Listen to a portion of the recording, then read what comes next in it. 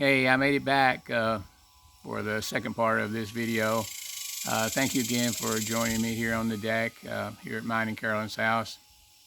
And I want to say to you today that we love you very much and hope you're enjoying these tapes or videos. I said tapes. I guess that kind of ages me when I say tapes. Actually, these videos. And I thought a lot about, what I wanted to say to you, and then continue to talk about calling those things be not as though they were, how important that was.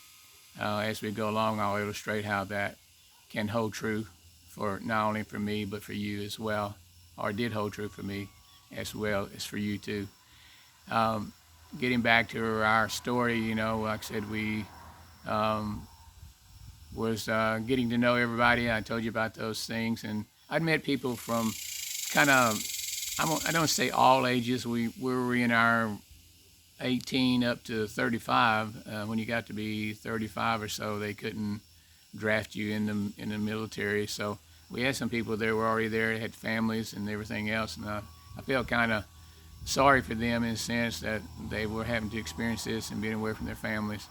And but anyhow, I'll tell you some funny things about those guys as well. So like I said, we finally all got our haircuts and everything, and we were in the barracks one day, and this guy I was telling you about that was the hippie from California. I'll tell you his story too here. The drill instructor came into us and said that we would all work as one unit. When one would get in trouble, all would get in trouble. So what, in so many words, what he was telling us said, you need to watch out for your buddy and need to stay in line so you'll all make it through okay. Well, like I said, we had this guy that was the hippie from California, and I don't think he's ever taken a bath in his life. No, not really. He hadn't taken one in a long time. It's kind of like you could see the odor just permeating over him there. And so we told him, we said, "Hey, man, you need to go take a shower." And he said, I don't take showers. I don't need a shower." And he said, "Yeah, you need a shower because we're all responsible for taking care of each other and making sure everything gets done. Well, I'm not gonna get a shower." So the consensus was that we all got a couple bars of soap and some brushes and stuff, and some lye soap and some brushes, and we began to take this guy in the shower and clean him up real good, So after we got through with lye soap and brushes and everything, needless to say, his skin was probably about as red as his hair was when he had his hair. And so, but you know what? We didn't have any more problem with people taking showers and things, because they knew that we meant business, that we were all going to be as one unit. And that's what I'm saying. Through everything you go through, you can't do this alone. I was learning to realize that, not learning to realize that, but need to realize that in the military it was the same way. It was the same way, with me and Carolyn. We knew that we were not in this alone, but the Lord was with us in our relationship too. So we finally got to meet the company commander, and I'm not a smart aleck, but sometimes my words may sound that way sometimes when I'm talking or whatever. And he came up to me and he said, "Soldier?" I said, "Yes, sir." He said, "We're going to give you a raise." And when he said a raise, my eyebrows went up. I said, "A raise?" Yeah, because, we were making $100, actually it was $90 a month in the military when you were in basic training. So it wasn't a whole bunch of money. So he said, "Yes, we're going to give you a $10 a month raise." I said, "Oh, yes, that right, sir?" He said, "Yes, sir." He said, "We're going to make an airborne ranger out of you, and we're going to give you a raise with that." And I said, "Sir, I mean, with all due respect, and say this as kindly as I could say it, I said, the only way that I won't jump out of a plane is that it stops running." Well, needless to say, I got in trouble over that over that statement. So remember I said you got to watch your words? Maybe I should have watched my words there, a little bit more careful. I didn't mean it to sound that way, but I was just not interested in another $10 by jumping out of an airplane, because the chute might not open up, and and they always say we'll always have a truck down there, and it may not even be a truck down there to pick you up when you fall out of the plane. Um, but anyhow, I got in trouble over that, and I guess I spent a good while in KP, which is kitchen patrol, kitchen duty. And I got to be a pretty good expert about cleaning potatoes. I mean, I could whoop them out. So I think Carolyn took advantage of that as well. As when after we got married, I always, most of the time, and I say always, most of the time I would peel the potatoes for a meal if we were going to have potatoes. So through the whole ordeal, I was always trying to remember what my dad said, and I thought it was very important that you learn to listen and you learn to gain instruction and wisdom and knowledge when you listen. And that's why I want you to listen to me, so you can gain some insight, so you can maybe avoid more things down the road. Maybe you haven't avoided them right now, but you can avoid things that would slow your walk up or slow your plan that you're going to have through life. And so that's very important while you listen. And that's why I said that we can't do it all by ourselves. You got to have someone to be a teacher. And I'm hoping you guys are letting me be the teacher to you, since I am probably quite older than most of you guys that are probably watching this tape, and then I may not be. But anyhow, you need a teacher. So when we, continued on in our basic training thing, I remember we were standing the first time that we all got in lined up, right dress, right. You'd had to stick your arm out, and that's how far the next soldier was. You touch his shoulder. So that's how you starting to learn to form a line and be an intention and stuff like that. And they say, "Tinge, hunt," like that. And that's when you snap, put your hands beside, and you standing up very straight, looking straight forward, And I can remember what my dad said. He said, the important things when you're standing in like that is not to lock your knees.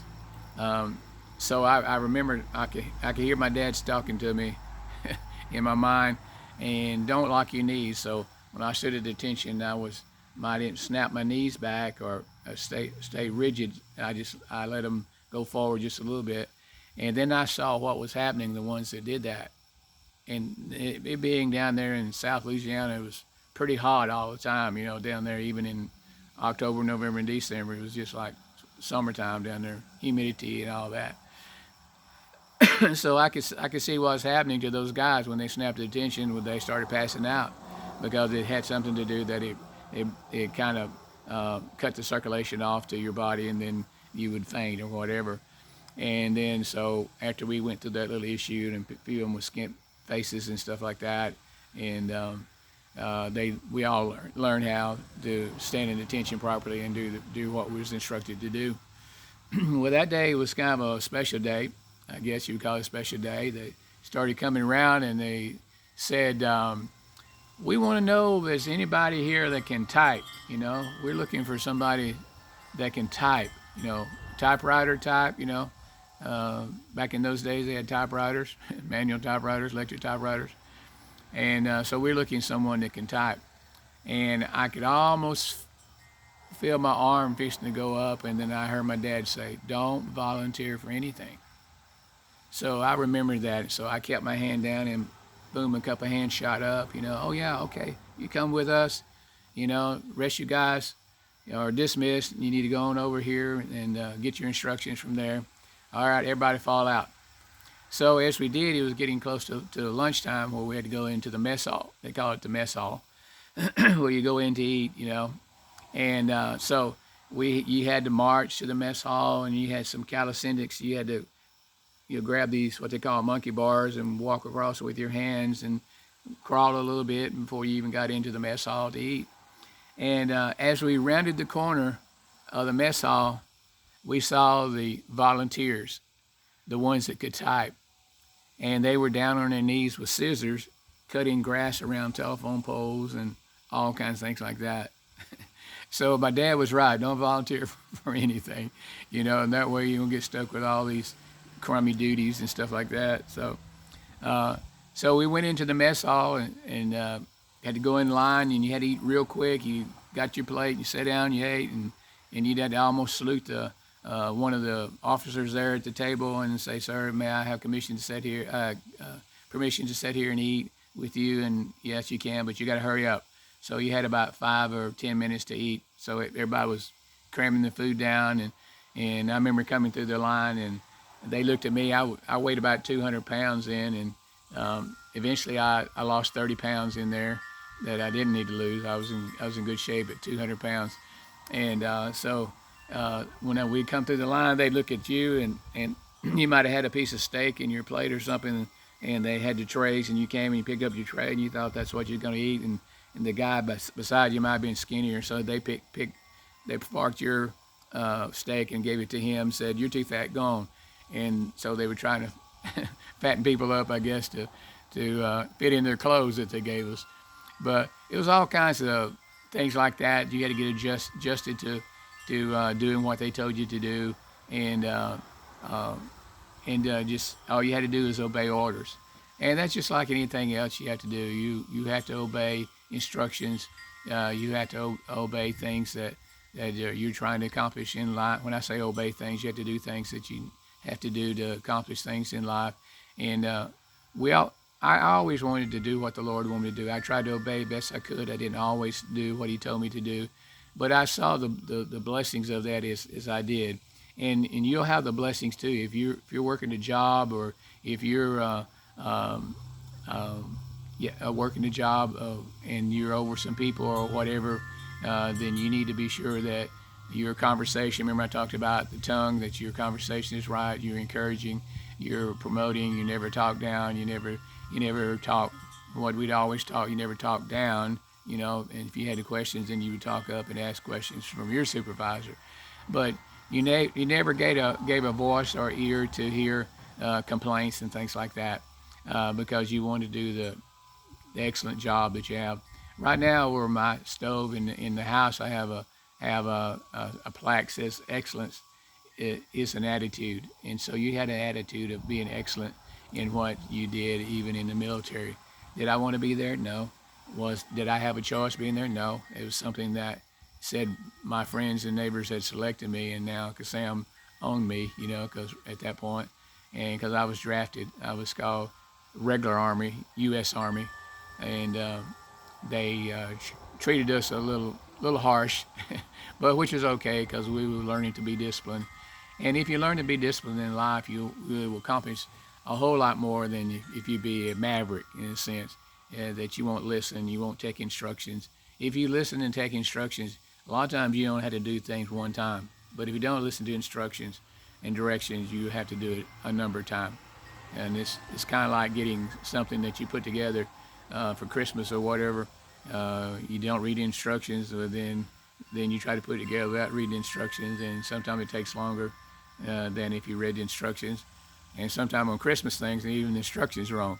But as you got instructions in life, how to live life, and how to go, especially in this time going through the military, then that's what you did. So you learned to listen and take orders.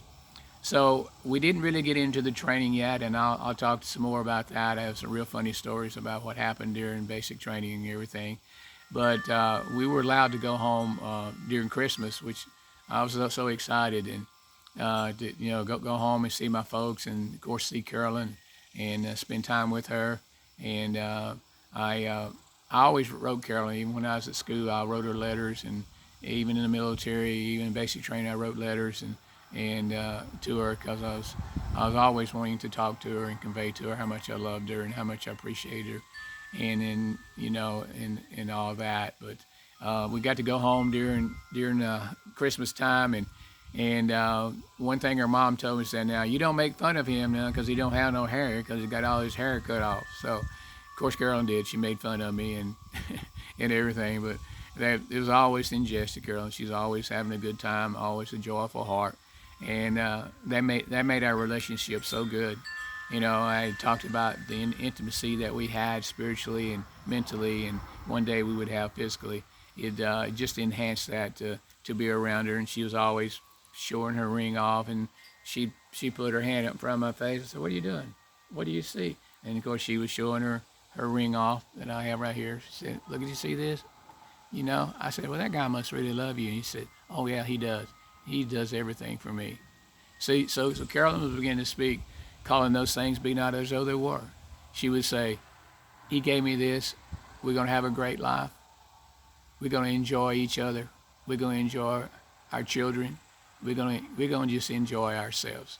So she began to speak and call those things that be not as though they were. We weren't even married yet.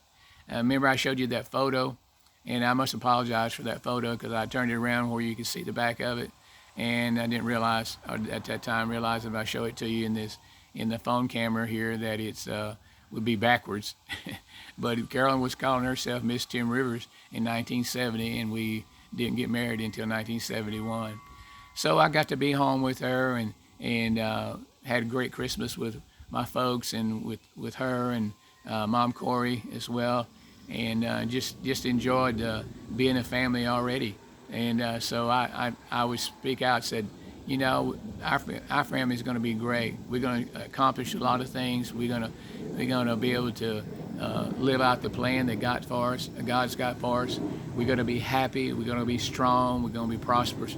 You know, I began to speak those things out, and it's very important that you speak those things out. And you say, well, Tim, you're lying to yourself. You weren't having those things yet. And I realized that. I realized what was in front of me, but I was speaking to what I wanted to happen. And that's what you got to do. You got to speak what you want to happen, what you want for your life to be. That's what you got to do. And that's why I keep calling those things, or this tape is called Calling Those Things Be Not As Though They Were. Remember I told you that I said, I'm going to be in the military. I'm going to do the very best. I'm going to get promoted. I'm going to get rank. And, you know, I'm going to do this. I'm going to do that. I'm going to be able to be in a place where I'm not in danger. I'm not going to have to go to Vietnam. And people heard me say that back in those days. They thought I was nuts because most everybody went to Vietnam at that time. And because when you went through basic training, then you went through AIT, Advanced Infantry Training, then that's what it was about. So again, I got to enjoy Christmas with Carolyn. Said that before, Carolyn and the family. And so I knew that I had to go back. And a funny story about my grandma, she went, her name was Westmoreland, Inez Westmoreland, and she went back with us, and she was riding in the back car with Carol and I, you know, being all hugged up and lovey-dovey and all that.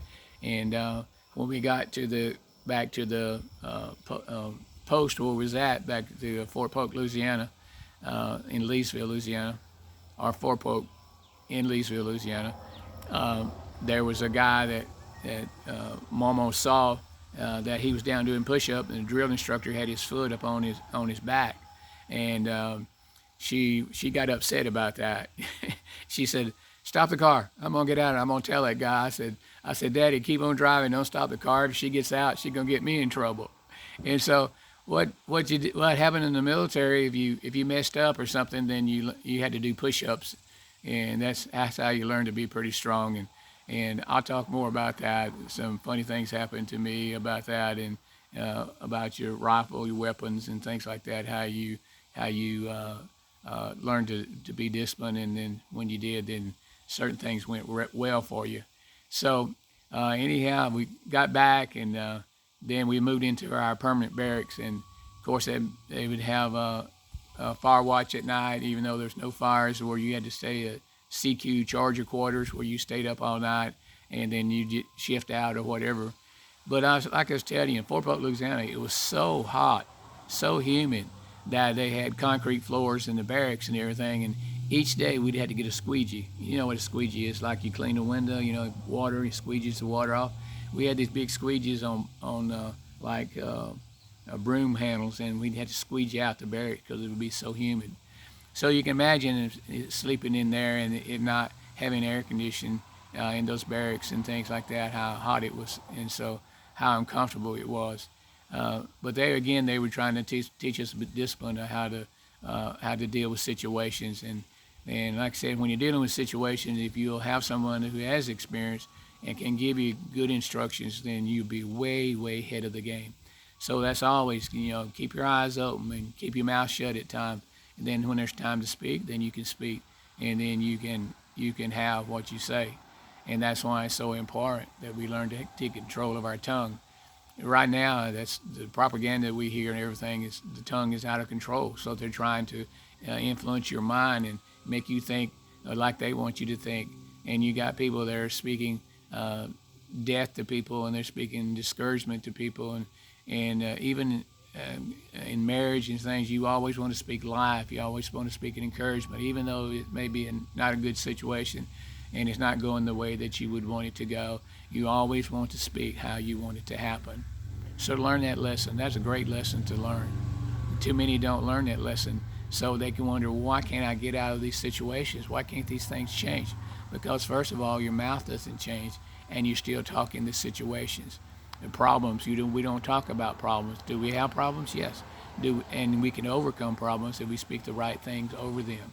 And that's what's the encouragement about God's word. The word always gives you words of encouragement to speak over certain situations. You can see problems, and you can know there's problems in front of you. But when you speak the solution, then you have victory over it. Then you become an overcomer in all that.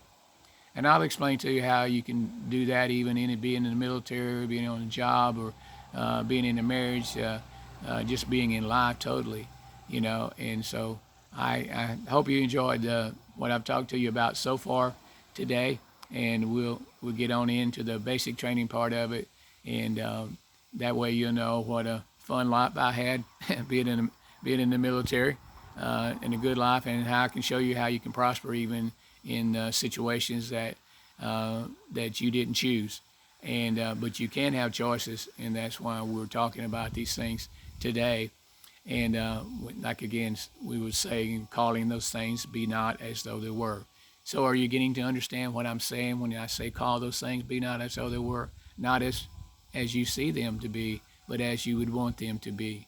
And that's so very, very important. And if you learn that in life, you'll be way, way ahead of the game. You'll be way ahead of the curve. You'll be able to get into that walk, that love walk, and that love life that God has for you.